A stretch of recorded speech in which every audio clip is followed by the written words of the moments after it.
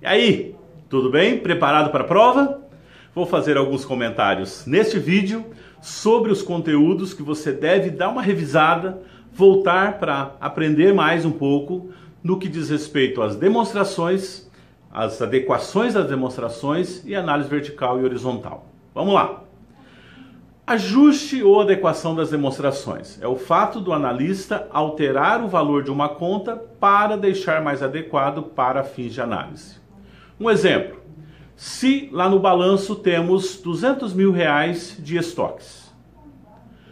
Com base em informações das próprias notas explicativas ou outras fontes, você descubra que R$10 mil destes 200 são desatualizados, assim, já a tecnologia daqueles itens já ultrapassou, já avançou, ele está ultrapassado, ou a validade está muito próxima de vencer, ou seja, por algum motivo você avalie que R$10 mil daqueles 200 mil, dificilmente ou quase impossível, serão transformados em dinheiro, ou seja, não serão realizados.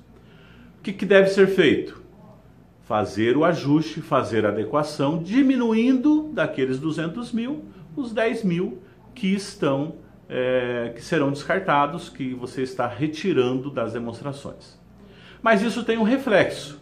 Se você está reduzindo um ativo, que é uma aplicação de recursos, tem que reduzir também uma origem de recursos.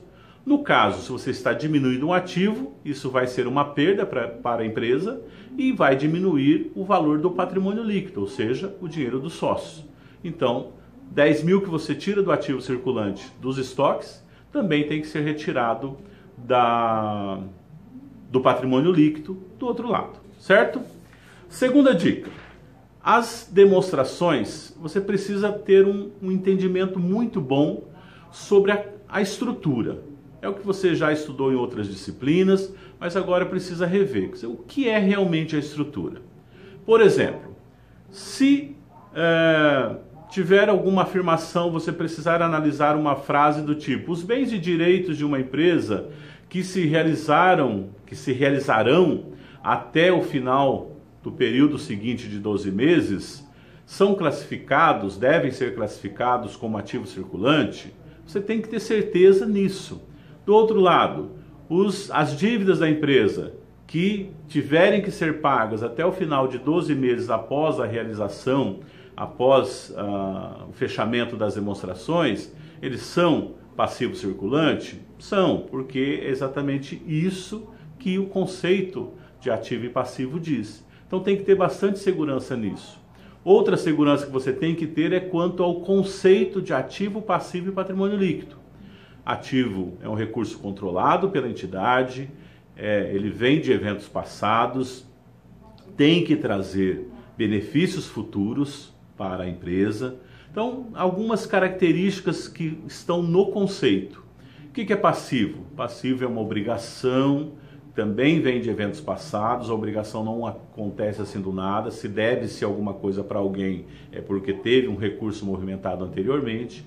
E a liquidação do passivo, a liquidação de uma dívida, precisa de utilizar um ativo, precisa de utilizar aqueles itens que estavam no ativo. E o patrimônio líquido é o remanescente, é a diferença, é o dinheiro dos sócios, é aquilo que vai sobrar aí dessa equação ativo menos passivo, ou bens mais direitos menos obrigações, certo? Outro tema importante, ainda quanto a balanço patrimonial, é bem importante que você tenha segurança quando pensa na estrutura. Posição da estrutura patrimonial. Estou olhando aqui para minha colinha, né, para eu seguir os passos. Por exemplo, se for solicitado para que você conceitue o resultado, explique o resultado. Fale um pouco da demonstração de resultado. Você tem que ter segurança. Se for solicitado, conceitue ativo, conceitue passivo. Você tem que ter segurança. Então, dê uma reanalisada lá na unidade 1, onde fala da estrutura, onde trata das demonstrações. Outra coisa, vamos para um enfoque um pouquinho mais prático. Quando se tem uma lista de valores, de contas e valores, bastante atenção para não confundir ICMS a recuperar, ICMS a recolher, o que é ativo, o que é passivo, porque você pode se deparar em questões de concursos, em diversas provas, com itens colocados, com valores colocados, e que vai te levar a ter que encontrar uma resposta. Considerando essas informações, qual é o total do ativo circulante? Qual é o total do ativo não circulante realizável a longo prazo? E assim por diante. Então, bastante segurança também quanto a isso, certo? Vamos em frente. Mais um item importante. Já comentei sobre o ativo passivo e demonstração. Falando um pouco de análise vertical. É importante você rever um pouco esses conteúdos, principalmente no sentido prático. Como analisar? O que representa? O que eu encontro na análise vertical? Então, tem lá a estrutura de contas, como que você vai calcular? Então, reveja aqueles cálculos, tanto da análise vertical quanto da análise horizontal, certo? Quando tiver que fazer uma resposta mais discursiva, uma resposta por extenso, sempre pensar no conjunto. Não fica muito preocupado, mas lá não sei aonde que eu li, estava escrito assim ou de outro jeito.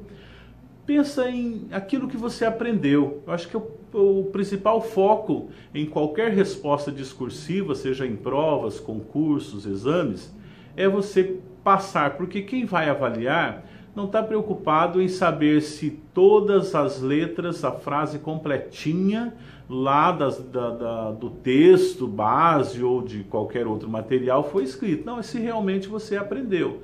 Claro que não dá para reclamar depois caso itens essenciais de um conceito, de uma explicação, você não tenha abordado. Não estou dizendo que você deve fugir, mas você deve fazer um texto de acordo com o que realmente de acordo com o que você aprendeu, certo?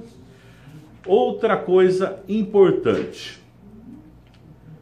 Nós temos na demonstração, na análise vertical, do lado direito, duas formas que estão descritas lá no livro para fazer essa análise, que é considerar o passivo e o patrimônio líquido conjuntamente, ou seja, o valor referencial é o total do lado direito, ou fazermos uma análise vertical em separado, passivo pelo total do passivo e patrimônio líquido, as contas do patrimônio líquido pelo patrimônio líquido.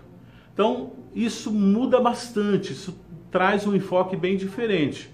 Então, revejam, temos lá no texto bastante claro isso, a separação entre analisar verticalmente o lado direito do balanço conjunta ou separadamente, passivos mais patrimônio líquido ou passivo e depois patrimônio líquido separado, certo? É isso sobre análise vertical. O que mais que nós temos aqui de análise vertical? Lembrar também que a análise vertical, também a horizontal, ela não traz assim aquela conclusão. Eu quero saber se a empresa está boa ou ruim, então eu vou fazer a análise vertical horizontal, acabei a minha tarefa. Isso não é verdade, certo? Análise horizontal. Vamos pensar no foco da análise horizontal. Também tem duas formas de ser feitas. Quais são as duas formas?